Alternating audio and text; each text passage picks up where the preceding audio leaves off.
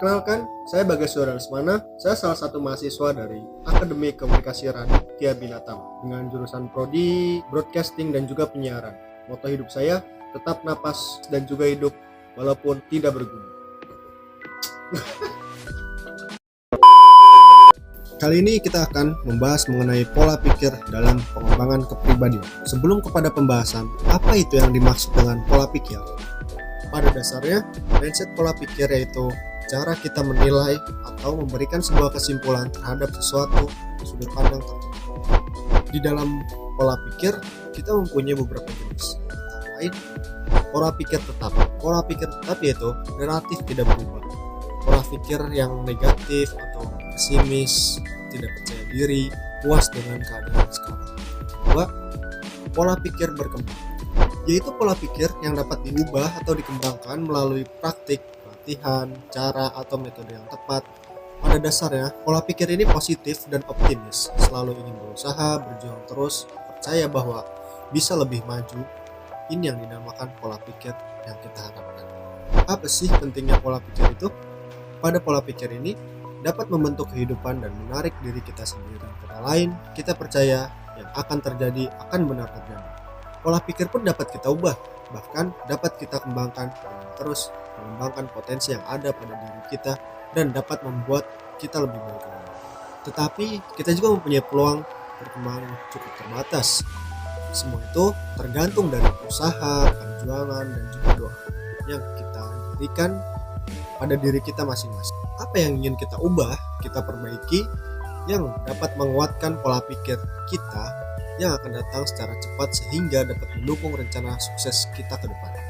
Pada pola pikir yang sudah saya kembangkan, saya tetap menekankan sebuah tujuan dan juga rancangan sebelumnya dengan terus berjuang yang untuk mendapatkan atau mencapai sebuah keinginan untuk kedepannya nanti.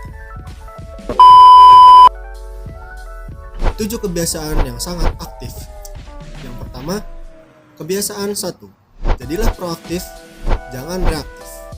Orang proaktif, orang yang bertanggung jawab atas segala kehidupannya. Orang reaktif, orang yang biasanya beruntung dan juga menyalahkan orang lain. Perbedaannya, seperti air diberi guncangan sekeras-kerasnya lalu dilepaskan tutupnya, tidak terjadi apa-apa. Dan juga soda, diberikan sedikit guncangan lalu tekanan mulai menumpuk, maka tiba-tiba akan meledak.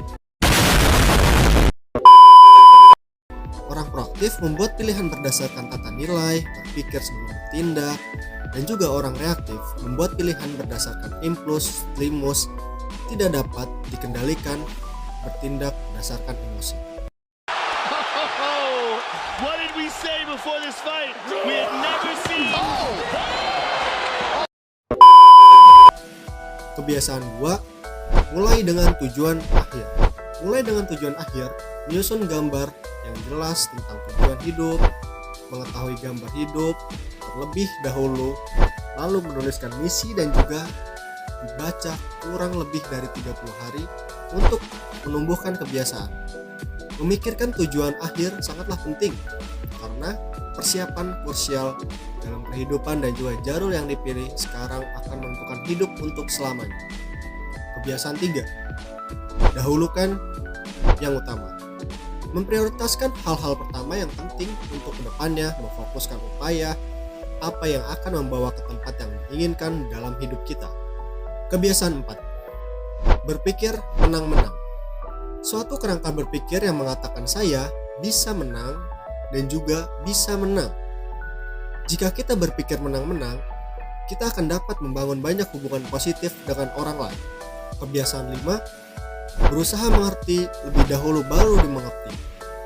Dalam contoh, sebelum bisa berjalan, memakai sepatu orang lain, maka kamu harus bisa melepaskan sepatumu dulu. Kunci komunikasi dan juga menguasai serta mempengaruhi orang lain dapat diringkas menjadi satu kalimat, yaitu mula-mula berusaha untuk mengerti, baru kemudian dimengerti. Dalam kata lain, dengarkan dulu baru berbicara. Kita melihat sudut pandang orang lain terlebih dahulu sebelum menyampaikan sudut pandang kita, karena kebutuhan terdalam hati manusia adalah ingin mengerti dan dihargai. Kebiasaan ke-6, wujudkan sinergi. Sinergi merupakan suatu proses. Pertama-tama kita harus belajar menghormati perbedaan. Ya, entah itu perbedaan ras, agama, editing. Rencana, tindakan dalam mewujudkan sinergi. Yang pertama, tetapkan apa persoalannya. Yang kedua, dengarkan sudut pandang mereka. Yang ketiga, sampaikan sudut pandangmu. Yang keempat, lakukan curah pendapat.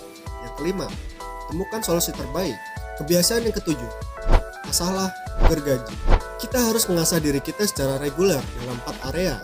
Pertama, area tubuh fisik.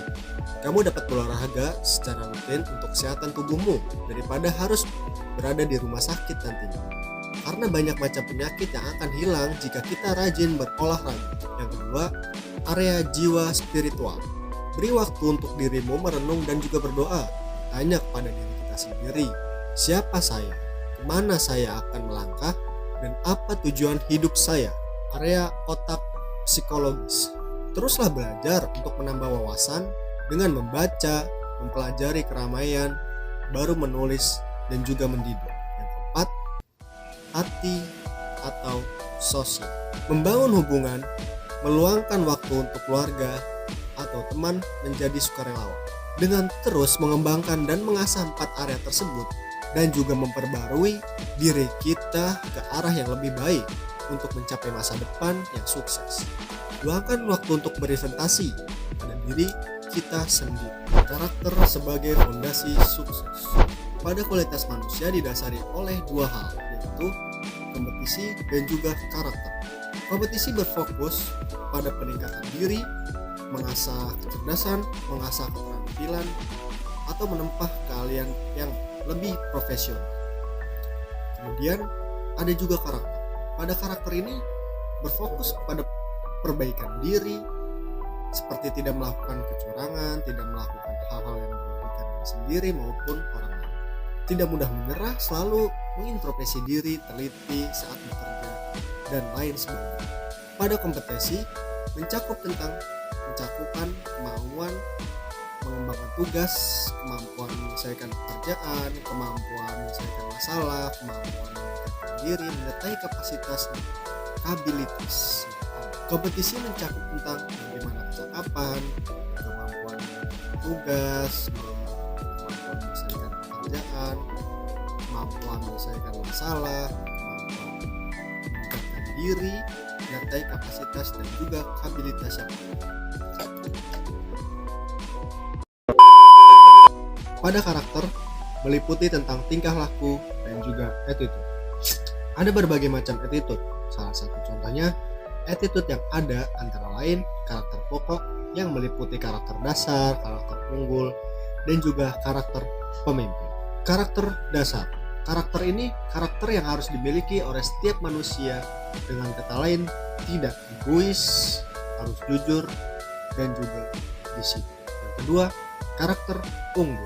Karakter ini bisa kita dapatkan dari pengalaman, yaitu dengan cara ikhlas, sabar, bersyukur, bertanggung jawab, berkorban, dan juga bersungguh-sungguh. 3.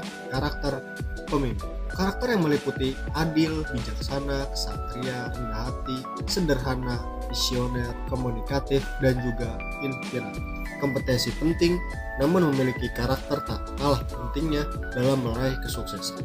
Dalam arti, di dalam diri kita harus mempunyai satu tujuan yang harus kita tekunkan dan juga kita intikan terlebih dahulu.